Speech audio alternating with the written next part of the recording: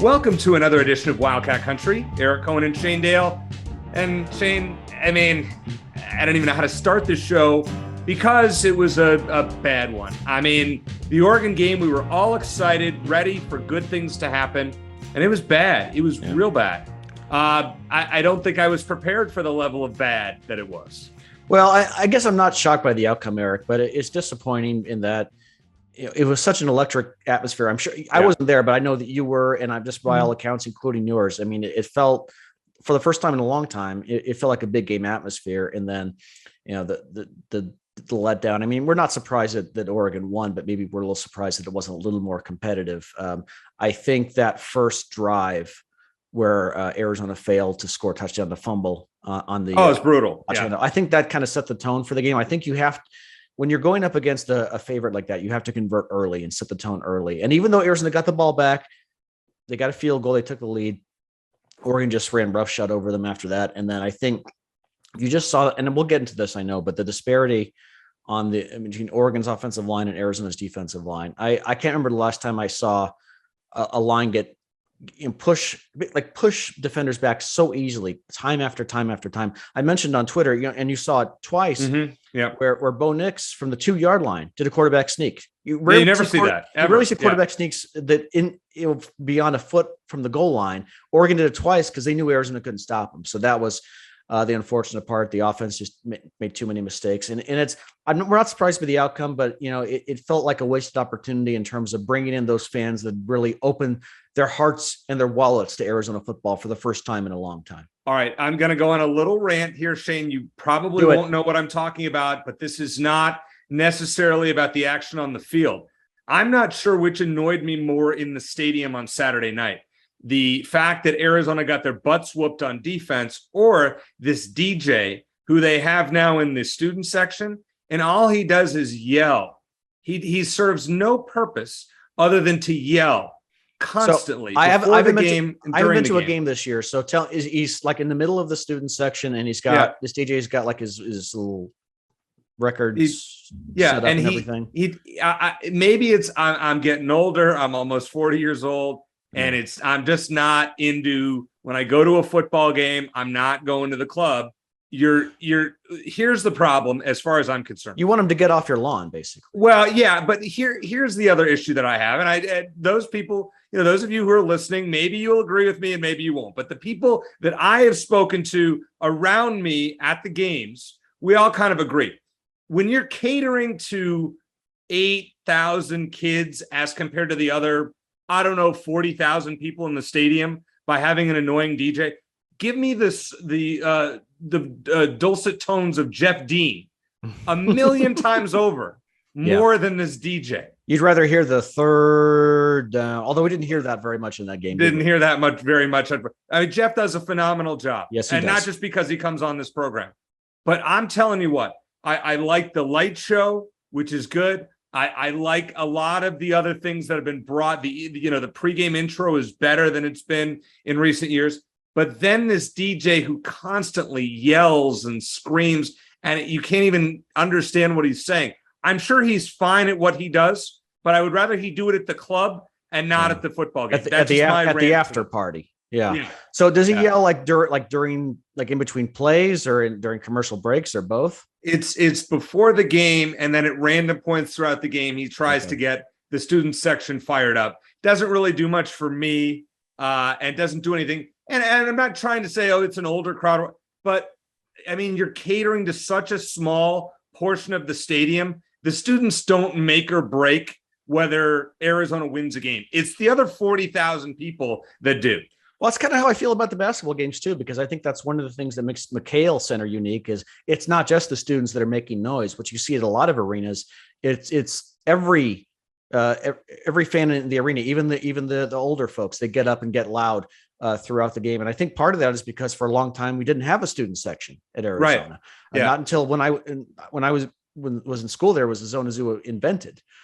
So I get what you're saying. At least they got rid of the country song in between the third. Yeah, that was bad. That was arguably worse than the DJ. But after 4 games in 5 weeks, Shane, I've had enough. Yeah, it's over. Okay. I care about, I like old school. Keep it simple. The fact that there's a DJ, is that bringing any more people into the stadium? No, none, no. Zero. Jed, you've done a great job. Work on the defense and forget about the DJ. I know he wanted to improve the game day experience. Less DJ, more defense. That's what you're saying. And with that, let's get into Buy or Sell, which is presented by our friends at Ice Shaker. Go to iceshaker.com and you can get one of these beautiful creations. If you're watching on YouTube, you can, as I said, go to Ice Shaker, type in Wildcat Country. And if you want to get $5 off one of these things, you can use promo code Wildcat Country, capital W, capital C. Plus, Shane and I are going to get some new Ice Shaker merchandise that we will be showing on our live streams in the coming weeks. So the Gronkowski gallon coming our way. Looking forward to that. Chris Gronkowski, for those who don't know, Chris Gronkowski is the founder of Ice Shaker, but his brother Rob, who you may have also heard of, works for the company now in his retirement, and I guess he demanded a half-gallon Ice Shaker, and so they're available now. We got some coming our way, and we'll show those off here as soon as we get them. That we will. All right, Shane, number one on Buy or Sell. I'm going to do it. I know people are going to be annoyed, but let's go with it. Number one, Johnny Nansen, hot seat. Buy or sell? If this continues the rest of the season, I would say yes. Here's the thing. And let me start with this. I got a couple of different things to say. I'm going to try to keep my thoughts in an organized, rational manner. Sometimes it's tough for me. I'm a better writer than I am a speaker, but I do this anyway. So in Johnny Nansen's defense, I will say that I think that sometimes a cultural change is difficult for college athletes. I think back to Rich Rodriguez and the players that came to play for him, like Scooby Wright, and guys who probably need that proverbial foot up their rear end that Rich Rod was going to do. They went from him to the laid back Kevin Sumlin. And I think that there are a lot of problems with Kevin Sumlin, but I think that was one of them, is that the cultural fit just for those guys there wasn't good. And then maybe we're experiencing the same thing now in the transition from Don Brown, who's very old school, to Johnny Nansen, who's probably a little more new school. I'm not saying he's more relaxed. I don't really know how he is, but there could be an issue there. But here's what I think, Eric, and I'll try to keep this brief, I promise.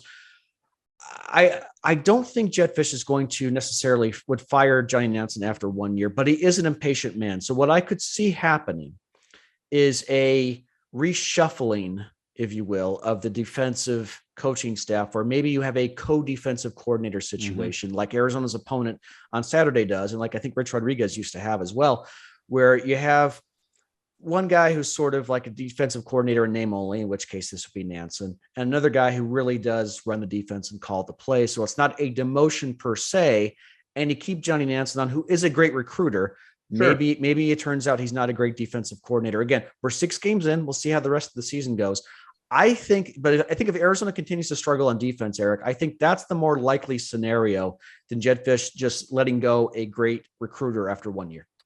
All right, I'm going to sell this one, Shane. I don't think it's even in play. As bad as the defense has been, I don't think it's even in play this year. Now, if we're talking 2023 and the defense continues to be this bad, I think the hot seat will be burning. And I think that's where Jedd Fisch, if Arizona does not come close to a bowl game and is still the 5th worst run defense in college football as they stand right now through half of 2022, I think Johnny Nansen will be out. But the fact is, you said that he's an excellent recruiter. I think that they will add some talent, probably via the transfer portal this offseason. We'll talk to Matt Moreno, by the way, the professor will be joining us. And yeah, we forgot to mention Matt's joining us again. We did. Yeah, we ranting about this, that, and the other. Matt will join us. We'll ask him about what he thinks as far as the hot seat for Johnny Nansen and when that would take effect. But I don't think it's right now. So let's not get carried away, as some people are on message boards. Okay, number 2, Shane. Obviously, the run defense has been the worst part of the 2022 team, but the offensive line should also be considered one of the most pleasant surprises of this year's team. 100% buy that. Yeah. I saw a stat earlier today, and we're recording this on Wednesday, full disclosure. Arizona has one of the lowest sack rates allowed this season at just 3%. Only 6 teams are better. And unfortunately, Washington is one of them. But yes, the offensive line has been outstanding for the most part. Jordan Morgan in particular, who Max Brown talked up last week on our show, has been great. I think having a quarterback who could not only scramble, but get rid of the ball more quickly, definitely makes the offensive line look a bit better. It's unfortunate that Arizona is going to have to replace at least two of those guys next season. But yes, they've been a strong group. I've been pleasantly surprised. It definitely helps to have a guy like Jaden Delora back there. But yes, absolutely, it will buy that the offensive line has been a stronger unit than I expected. One thing that Max Brown said last week, now that you brought it up, Shane, that we didn't touch on in our last segment was he said when he played at USC, he looked at the guys on the lines for Arizona and they were small. And I remember doing the Wildcat walk back in the day. I haven't done it in years, but Jacob Alsadek, who we've had on this program before, was the only guy to me that was like, this guy looks the part. I remember you saying that back when we had him on the show a couple of years ago. I did. And I meant that at the time. Mm-hmm. I was like, man, this dude looks. Now Arizona has guys that actually look the part. So this is an obvious buy. Outside of the Mississippi State game where Arizona could not run, I thought the offensive line has done a great job. Arizona is the fifth or seventh most prolific passing offense in college football. As you mentioned, Washington is number 2. So we'll get to that as far as our breakdown. But they've done an awesome job. Even the running game. I mean, we saw DJ Williams have a 52-yard touchdown run on Saturday. It's been good. It's been good, if a bit inconsistent. But yes, we've seen there's a ton of potential in the running game. And I mean, Micah Wiley is great, and Jonah Coleman gets better every week, like Jed Fish said. And DJ Williams had that big run. So I think the running game could stand to get a little bit better, but I don't know how much the offensive line has to do with that. They're probably a little bit better in pass protection than run protection, but overall, they're not the liability I thought they were going to be. That's correct. Okay, so we can agree on that. All right, number 3. This is one I'm not sure we're going to agree on, Shane. We should be happy with a 3-3 record halfway through the regular season by yourself. Yeah, I'll buy it because you remember before the season started, Eric, and expectations change every week. I know that. Yep. Mine do too. Yep. I said before the year that 4 wins, as long as one of them was a win against ASU, would be satisfactory. Now, if that were to happen now, then Arizona would be looking at 6 straight losses. So you change your expectations. At this point, I think 5 wins would be acceptable because we've seen what they can do against San Diego State and against North Dakota State, which is still a very quality win, in my opinion. So if you look at the defense, and I don't know if there's going to be another win in there. I know last week, as early as last week, I said there should be another one, but things change from week to week. Maybe they go up and surprise Washington. Max Brown seems to think that's a possibility.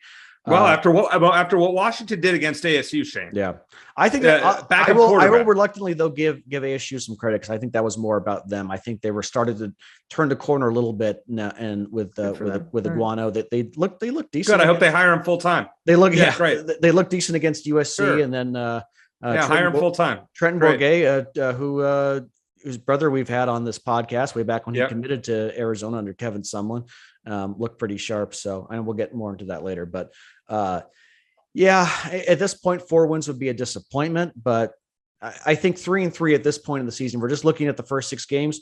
I think most of us expected them to be 2-4, maybe 3-3, reasonably best case scenario. Okay. Here's why I'm going to sell this one. And I'm going to come off as probably a little snooty with this. And people may disagree with me, but I'm going to sell because in the 3 losses that Arizona's had, they've gotten whooped. They got whooped by Mississippi State. They got whooped by Cal in the second half, and they got whooped by Oregon. True. The 3 wins I'm happy about. Don't get me wrong. I mean, beating North Dakota State, San Diego State is terrible. You were right about that from week 1. They stink. I mean, they're really bad. Like, I was really hoping they'd be better, but they're not good. They're bottom 25 teams in the country. You were right about that. I wasn't so sure. You were right. North Dakota State is a good win. They're going to be up there as far as the FCS champions. And then Colorado is probably one of the 10 worst teams in the country. So who is Arizona really beaten at this point? And the 3 teams that they have played that have been, halfway decent, probably 3 bowl teams, they've gotten smashed. Yeah. So no, fair. I'm not real. The wins are great. The North Dakota State game was kind of or I guess San Diego State at the time, we didn't know how bad they'd be, was a pinnacle. But no, I'm not really thrilled, just because I wanted to see the competitive games. And spoiler alert, would be a little surprised if we see a competitive game on Saturday. I'll say that. And we'll make our picks at the end of the program. Based on what you've seen from Arizona, though, if they don't win the game, they're going to get their ass kicked. That concerns me. Okay, number 4. Washington is the second most prolific passing team in the country thus far this season, I believe behind Texas Tech. This is actually good news, Shane, for the Arizona defense, who is so bad against the run. I guess I'll kind of sort of passively buy it. Although, I don't think it's going to matter too much if Arizona can't get pressure on the quarterback.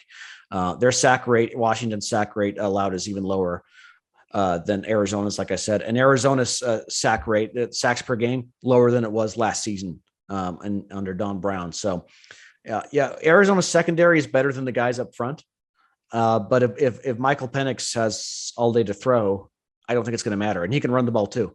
And Washington does have 2 of the top 15 rushers in the Pac-12, even though it's not the focal point of their game. So they can run the football. They can set the tone that way. So, but it's more likely to be a pass first game. Washington and Arizona are number 1 and 2 in the conference, respectively, in passing yards.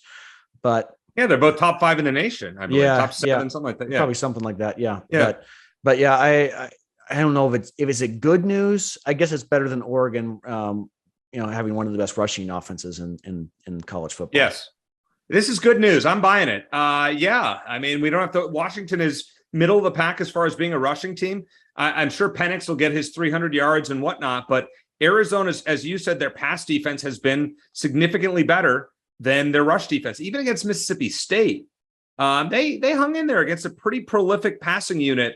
Teams that can run the ball successfully. I mean, Arizona's going to get smoked right now. They just cannot do anything. So yeah, I think this is good news, Shane. I'm hopeful that maybe the game will be closer than my initial instincts think. Maybe Matt will sway those as we talk later in the show. Yeah, well, to your point, Eric, when you have to constantly sell out against the run and bring 7 guys, then it puts a lot of pressure on the secondary. And if Arizona doesn't have to do that against Washington, at least not as frequently, then maybe it's good news. But I kind of have a feeling Washington might try to set the tone early by running the ball because they look. Well, why wouldn't they? Right, they look at film and like, well, that's what we should do. Yeah, and if they can do that, they open that up. Then the defense keeps creeping forward a little more, and then that just opens up the passing game. So, but if they can stop the run early and force Washington to be just pass the ball, they have a shot. But we'll get into that more later. I know, but is it good news? I guess I'm not elated about it by any means. Michael Penix has 16 passing touchdowns on the season, had none last week. Washington ran all 5 of their touchdowns including one from Penix himself. Maybe they were just preparing their game plan for what they're going to do this week. But I still think it's good news that Arizona finally faces a non-rushing team. Let's hope this doesn't, bite me in the you-know-what. All right. And Penix has thrown 6 interceptions, Eric. So there is hope there as well. There is hope, yeah. All right. Bonus question, Shane.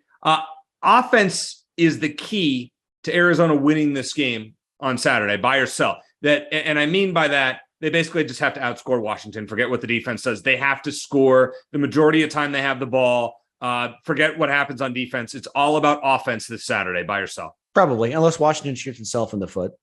Then yeah, I think if Arizona's going to win, it's probably going to be a 49-48 kind of game. I think they have to play mistake-free football. They can't have the kind of mistakes like they did early against Oregon. They have to cash it in the red zone. That's one thing, Eric, and I actually looked this up earlier. Arizona's obviously been better in the red zone than they were the last couple of years, but they're still not that great. They're second to last in the Pac-12 in red zone touchdown percentage at 57%, and they're second to last in scoring in the red zone overall at 77%. So they're great at making long drives, but they've got to finish a little more often. And they can't settle for field goals against Washington. They obviously can't turn the ball over like they did against Oregon. So yeah, I agree with you. I think it's more likely that they win a 49-48 kind of game than like a 21-17 kind of game. I will promote this now in my sports line column this week with college football picks. I am on the under 73 in this game, if that shows you the direction that I am leaning. Really? Yes. Okay. I feel pretty good about that this game, everybody thinks that Arizona, it's going to be a high scoring game. I'm going to take that under. I know last week, Oregon, took their foot off the pedal in the fourth quarter. It was only 71 total points scored. They could have scored 60. Oregon could have. Easily. Probably, yeah. But, teams don't necessarily want to do that because, the next year, then you get it put on you. No, I'm just saying it could have been worse if they wanted it to be. Right. But as far as this question goes, yeah, I'm going to buy it. I think if, as you said, Shane, if Arizona's going to win this game, they have to score in the 40s. Simple as that. Anything under that, I'd be surprised. If that gave away my pick, that I've already teased 3 times, well, then you can just skip forward to the last part of the show. But hope you'll stay with us because the professor, Matt Moreno, is joining us next. Get your notebooks and pens ready here on Wildcat Country. Scooby, we sent you an ice shaker. They are a sponsor, courtesy of our buddy Chris Gronkowski. You have it right there. I love my ice shaker. Fun fact: when I trained with Glenn Gronkowski, everybody, when we were trained together, people thought I was the other Gronk brother. So it's kind of funny. But yes, I love my ice shaker. It is very good. I use it every day. I am a veteran to the ice shaker game, by the way. What's up, Wildcat Country? Chris Gronkowski here. Use coupon code Wildcat Country at iceshaker.com. All right, Shane, as I always like to say, class is now in session. The professor, as I have nicknamed him, probably the only one that calls him that, but hey, I wanted to stick. Matt Moreno, he covers Pac-12 recruiting for Rivals, and he is the senior editor for GoAZCats.com, and also he is the most popular and frequent guest on Wildcat Country. So, Matt, always glad to have you back. I guess the first question, Shane and I were talking about this in the first segment, Johnny Nansen. Is it too soon to talk about the hot seat? And part 2 of that question is, what do you see Arizona doing in the offseason to fix this debacle? 6 games in, yes. I don't know why anybody would jump to get him on the hot seat just yet, considering he hasn't really recruited a ton of the players that are playing in his defense. I mean, a lot of the ones who are playing were recruited by him. So, yeah, I mean, I don't think you jump to any conclusions right now and say he needs to go or that he should be on the verge of being on the way out. I think you just have to give it time. And unfortunately, fans don't like to give coaches time, don't like to give programs time to build and develop. It's interesting to see Arizona fans already angry considering they won 1 game last year. And it's like, you're 1-3 already. And Expectations change every week, don't they? There's still a half season to go. I mean, it's progress, and that's what you want to see. And that's what I think Jed Fish is trying to hammer home. But yeah, I mean, I think it's not great, what the defense has done, obviously. But to say that Johnny Nansen needs to be on the hot seat, I think it's interesting to kind of see how it's all played out. And I think we're starting to learn a lot more about the deficiencies within this team and this defense. I think those are becoming a lot more clear. But it gives the coaching staff something to attack in the offseason and gives them, clear picture of what they need to work on and what they need to improve on the roster to, make this thing go in the right direction even more. Yeah. I'm sorry. Go ahead, Matt. Just to finish the point. Two-part question. What we've seen is kind of what we expected. And I think what we talked about before the season in terms of where the potential holes could be, which was the linebacker group. If there was one group defensively that you're like, I don't know what's going to happen there, there's a little bit more up in the air than any of the other positions, it would be the linebacker group. I mean, there was obviously a returning starter in Jerry Roberts, but you really didn't know what else they had, with that group, some new pieces coming in. So it's not a shock to see that the linebackers have kind of been the issue so far this season. Obviously, that is Johnny Nansen's position. He should be able to, or he does have kind of the firsthand knowledge of that group, and that's his responsibility. But it'll be interesting to see kind of where they go from here. But I do think the answers are both high school recruiting, with one primary big target out there that could very much help in a hurry, and then hitting the portal. I mean, I think Arizona has shown, as we've seen through the first 6 games, they've had success. I mean, maybe UCLA has a gripe there in terms of the Pac-12, in terms of the most influence from the transfer players in a positive light. USC has obviously had a ton of success in the transfer portal, Oregon as well. But Arizona's right there in terms of the success they've had with bringing players in. You have DJ Warnell now stepping into a starting role, another transfer from UCLA. So it's only growing. It's only getting better. Their ability to add the transfers and have those guys have an immediate impact, which is what you want. You don't want wasted spots on your roster, especially if you're going to the transfer portal. You just can't have wasted roster spots with those guys. You need all of them to hit. And so far, Arizona's done a pretty good job of that. Yeah, Matt. First of all, your backdrop just kicks my backdrop's butt between your scoreboard back there and your ownership in the Green Bay Packers as well. That's gotta support that. Gotta make sure that's known. Yeah, well, that's true. Eric's a fellow Packers fan, so you guys are in good company. We love it. All right, moving on from that. Like I said, appreciate your time as always. Talk about some of the big targets that you mentioned. One in particular that Arizona is looking at on defense. Tell us about him. Yeah, I mean, Leviticus Sua is kind of very much at the top of the list, if not the top priority, one of the top priorities. And I just spoke to him a couple weeks ago about that. He just recently took a visit out to Arizona to go see the game against Mississippi State, I believe, if I'm remembering correctly. A chance to kind of see Arizona go up against an SEC opponent. Arizona's kind of been in there, and Johnny Nansen, to bring it back to him, has been a big reason that Arizona's been able to kind of tap into some of these, major high school programs in Southern California, like Mater Dei, where Leviticus Sua attends, like St. John Bosco. They just had a really big game this last week, and Leviticus Sua played a part in helping Mater Dei earn a win over St. John Bosco, the two top teams in the country. So he's someone that Arizona's continued to kind of push with him. He's been out, I think, on 3 trips now, a 4-star linebacker, middle linebacker, a starter at what is, it'll get me in trouble, but arguably the top team in the country, top high school team in the country at Mater Dei. I mean, to have a multi-year starting middle linebacker at the top high school team in the country, that speaks a lot. And I think that matters for Arizona. And I think it would matter for him in terms of making the transition to college. And so he would be a notable pickup, and Arizona's right in there with Stanford right now. If I had to guess today, I would say that if he was pushed to make a decision right now and we said, hey, Leviticus, where are you going? I think it would be Arizona. I think Arizona would be the call. I think he's going to leave the door open to see what else happens the rest of the way until December. I think he's been pretty open about that he's willing to listen to whatever other programs come through. But Arizona has by far been the most consistent along with Stanford. They've made it clear to him that he's a top priority. He said when I talked to him a couple weeks ago, that really mattered to his family, that he's a top priority for them, that they're going to take care of him. And obviously one of the things that has continued to come up with a lot of recruits in this class is the Polynesian connections. And with Leviticus, that matters a lot. And he really appreciates that. He really appreciates that he could step into a place like Arizona and feel comfortable, feel like he knows players that have a similar background and understand, what his family life was like. And I think that really is important to a lot of recruits that Arizona has added since Jed Fish has stepped on board. And to Leviticus Sua, it definitely is an important factor in why he likes Arizona, why he's, considering Arizona. Matt, I think a lot of us were surprised, maybe even shocked by how good Arizona's recruiting class was for 2022, being a top 20, 30 nationally, depending on what metric you use.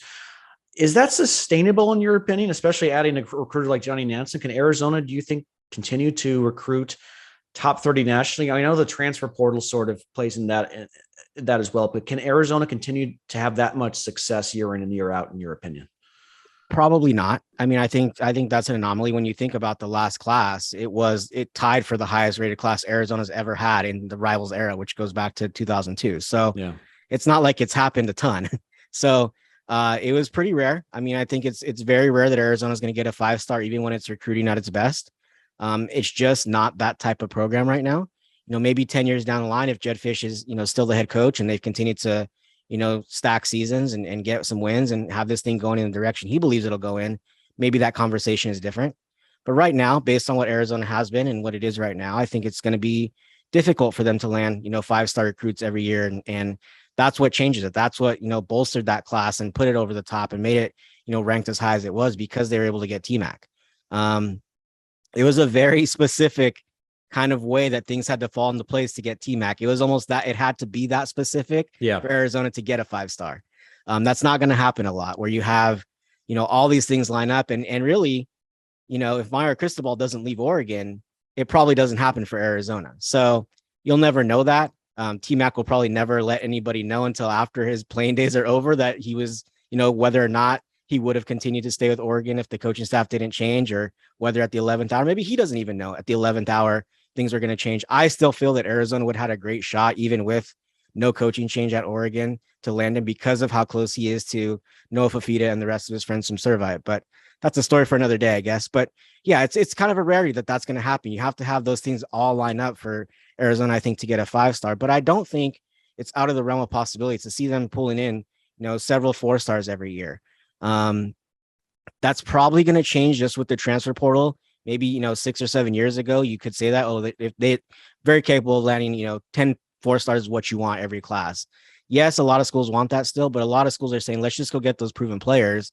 And at a place like Arizona, I think they're going to rely on, hey, we'll get those 4-stars, but get them, after they spend a year or two in college. That way, you know exactly what you're getting. And so I think Arizona is going to have a mix of high school and transfer players. I imagine this class is pretty full. I would imagine, It probably maybe adds 4 or 5 more players in this class, which gets you to around 23, 24, but probably around that 23 number in terms of high school recruits. And then the rest you just fill in with transfers. It doesn't, it's getting to the end in terms of the high school portion of this recruiting class for Arizona. There's only going to be a few, pieces here and there. Leviticus Sua is a primary target. Caleb Lomu out at Highland High School, an offensive lineman. I think that's where you're going to see Arizona really lean and is try and get some more offensive linemen in this class. A linebacker or two. There's a couple skill position guys. Jerry McClure is a versatile receiver out in San Diego who Arizona has continued to keep up with. He's continued to say positive things about Arizona, a 4-star receiver who they could add. But it's getting to the end of the class, and then it'll be about, filling in with whoever. You're going to have roster movement. We've already seen that, within the last week or so, players leaving the program, things like that. You're going to have player movement this offseason. It doesn't matter how good your team is. There's going to be players who say, I want to play somewhere else. I feel like I have a better opportunity somewhere else, no matter what team you are. And so I think once that all shakes out, I think you'll see Arizona again be, aggressive in the transfer portal. All right. So interesting point you just brought up right there, Matt, which was you're going to see players want to play somewhere else. So I think about Arizona's quarterback situation. Now, Jordan McLeod recently left the program. Shane and I didn't mention that in the first segment, but he's gone. No surprise. He wasn't going to play. So it's Delora and Fafita. Now, I was mistaken considering Delora's already played 2 seasons of college football, thought he was a junior, but actually he is a sophomore because of that COVID year. So if I were to ask you right now, who is starting on opening day in 2024 for Arizona at quarterback, who would you say? No Fafita. I mean, I think he's shown. So what happens to Jaden at that point?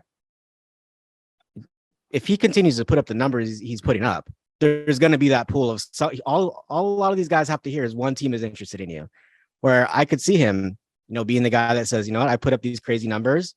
I've put in my 3 years that I have to put in at the college level.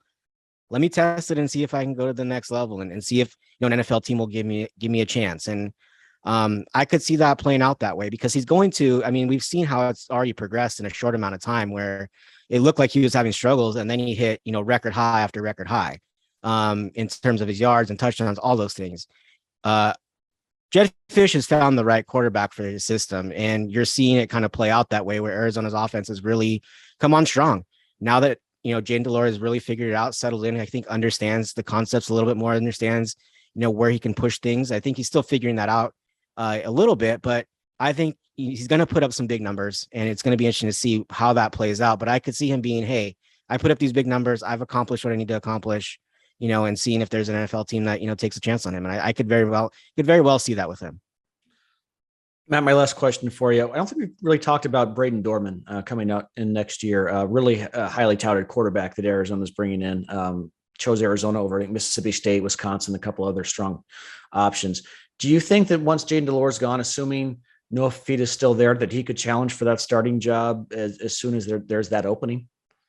Yeah, I think so. I think he's going to need a little bit more seasoning. I think he understands that he's going to step into a situation where he can take a little bit of time because I think there is going to be a lot of confidence that Noah Fafita can take over and do just fine. There's already been people who I'm sure are clamoring for him to get in there and do some different things and see what he can do. He's stepped up quite a bit when he's had those opportunities to perform. And again, as we talked about, I think on this show quite a bit, and as I mentioned on a lot of different places, you take the height factor out of it, he's kind of everything you're looking for in a college quarterback. And so I think he's going to obviously be kind of the leader in the clubhouse once it's his opportunity, once it's clear that he has that path to the starting job. But Braden Dorman, I just mentioned, Jaden Delora being what Jed Fish is looking for.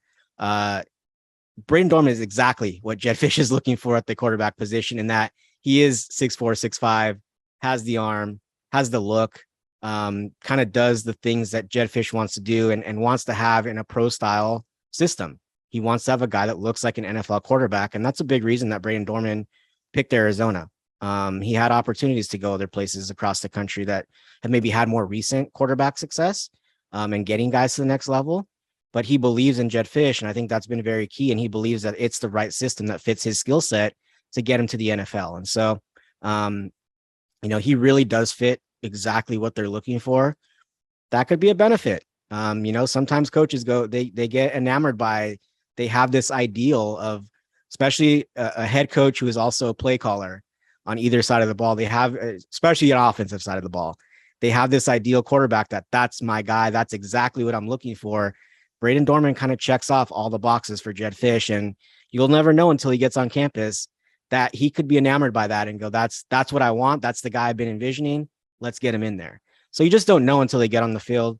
But I do think there's going to be enough kind of overlap and gray area for Braden Dorman that he's not going to come in and necessarily push Noah Fafita out of a job or Jaden Delore or anybody out of a job in year one. I think it's going to take him a little bit of time, get accustomed to things, which is fine. I think that's what Arizona wants. I think they target him for that reason, knowing that, hey, we can have him kind of learn things for a season or two, or I think ideally a season, and then get him in there and see what he can do. But I think they feel like they have some time to work with him before he has to be, game ready. And that's ideally where every program wants to be. I mean, this is a good problem to have. We're not used to that, especially after the quarterback situation that we saw in 2020 and 2021. All right. Two last questions for you from me. Number one, Matt, what is Arizona's final record at the end of the season? I'm still sticking at 4-8, but I think I could be convinced to 5-7. I think a lot depends on what happens this week. I think if you win this week, I think the trajectory of the season changes a lot because this schedule is difficult. You don't have easy games coming up. Yes, I do think they can pick off one of these teams that are undefeated and ranked and all that, but I think we all kind of saw the reality of what Arizona football is last week against Oregon. Mm-hmm. It's just not there yet. And I think Jedd Fisch, he wasn't angry about it. I think he was kind of saying it plainly after the game when he was talking, just like, there's just steps. This is the time you're going to take some lumps. And I think for Arizona, I think last week they're just not there yet. Yes, there's a lot of progress. But I was kind of sticking around 4 wins before the season. Yep. I'm still there now. I think if you win this week, I think you get to 5-7. I could be wrong. And I'm kind of already checking off the last game of the season as a win. I really don't need to see more from either team.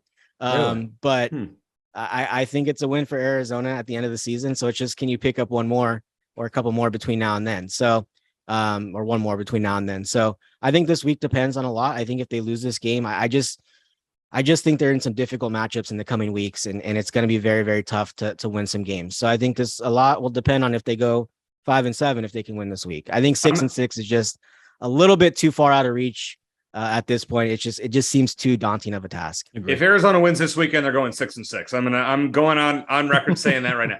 I don't think they're going to. Well, I don't want to give away my pick, but yeah, I pretty much have. All right, I think you have, Eric.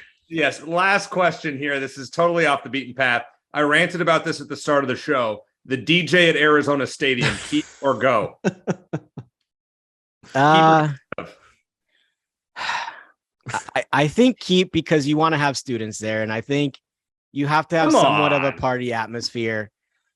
I know for the general fans, it's probably a go to yesterday. He should have been gone, to start of the season. But I understand why. I get it. I think you have to keep him though, just to get the fans riled up, get the kids riled up. I think you can get the kids riled up with anything. Put scoreboard messages, giveaways, do something. Get rid of the DJ. I'm sure he's a nice guy. It's time. Bye-bye. The class is dismissed. The Professor Matt Moreno, thank you as always for joining Shane and I. Absolutely. Anytime, guys.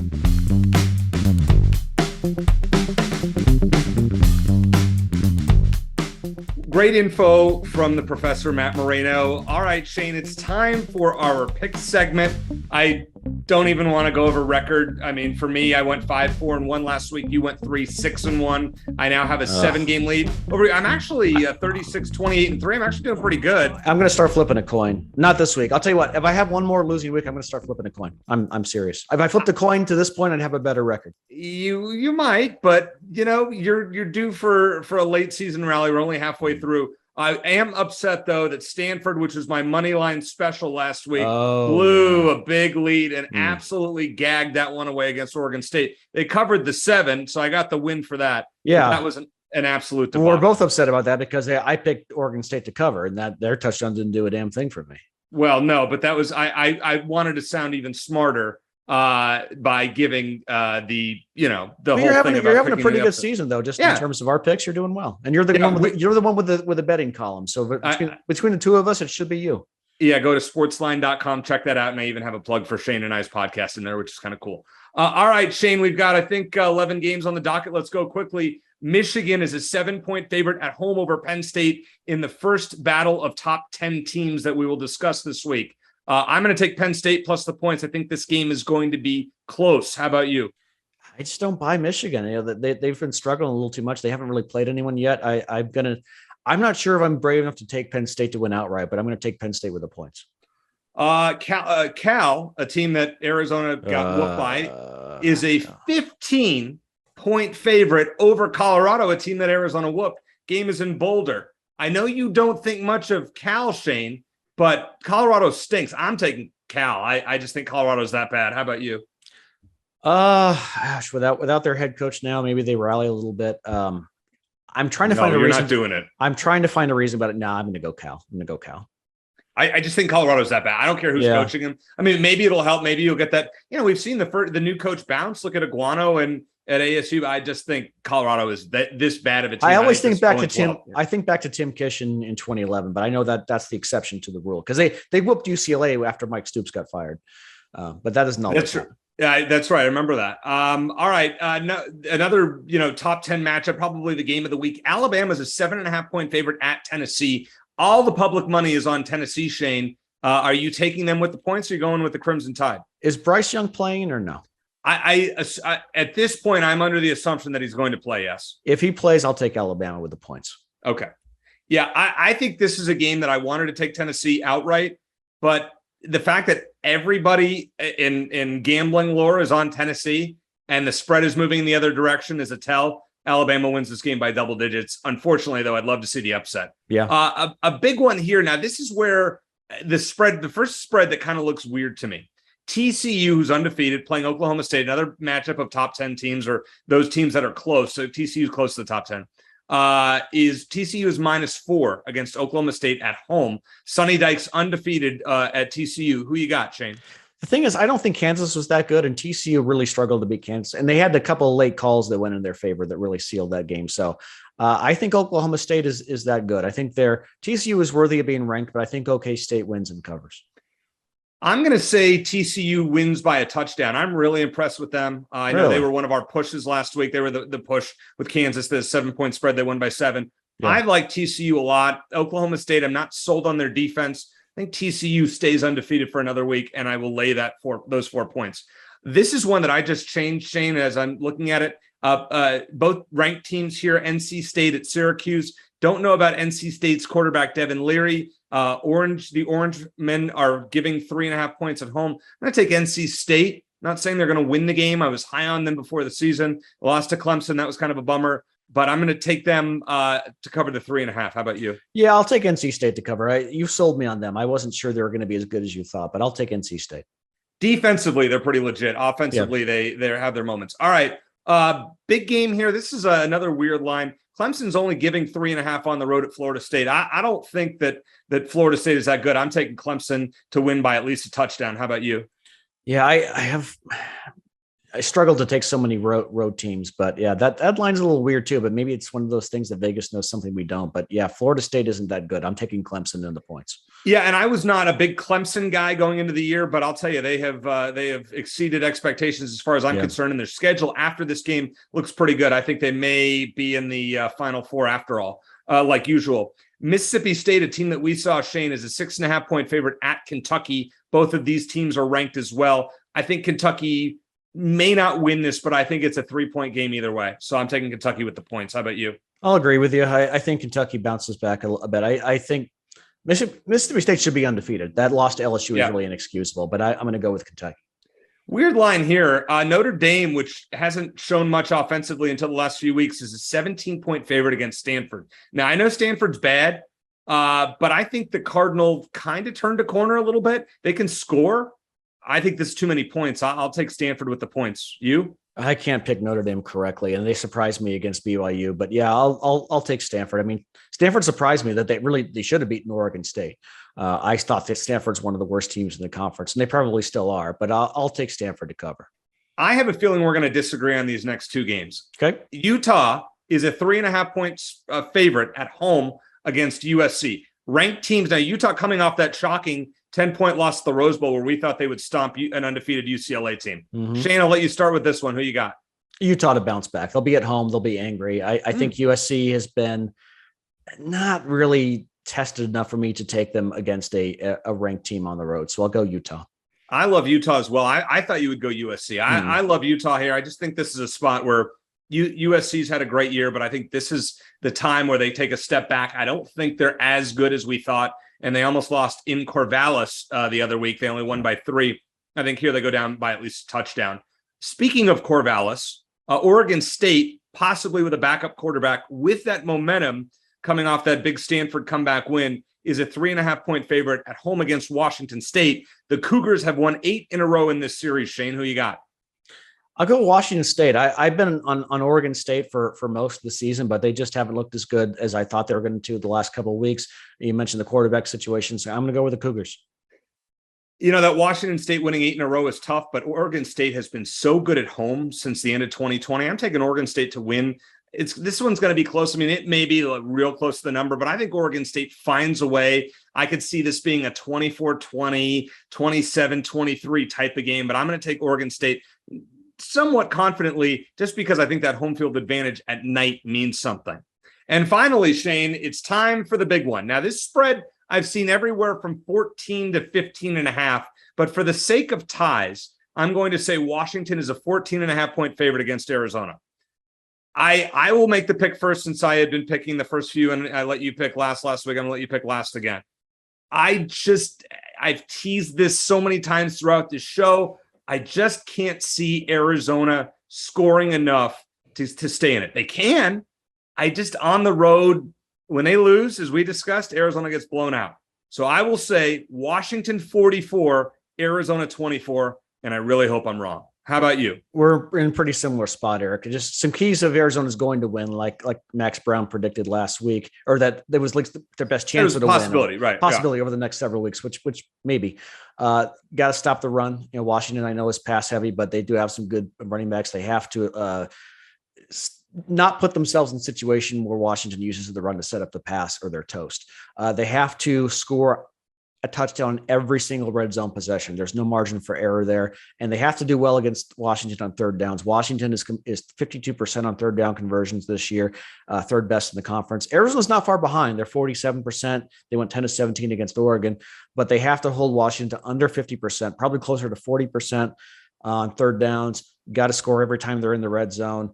No turnovers. They have to stop the run. There's just so many things that have to go right, and it's on the road on top of that, one of the loudest stadiums in the country. So I'm about with you. I have Washington 45, Arizona 27. All right. There you have it. We're both going against Arizona. Maybe that's good luck because you and I are not picking Wildcat games that great. We're only 3-3, both straight up. I'm 3-3 against spread. You're 2-4 against the spread. Yeah. Thanks to the professor, Matt Moreno, for joining us. Always great to talk to him.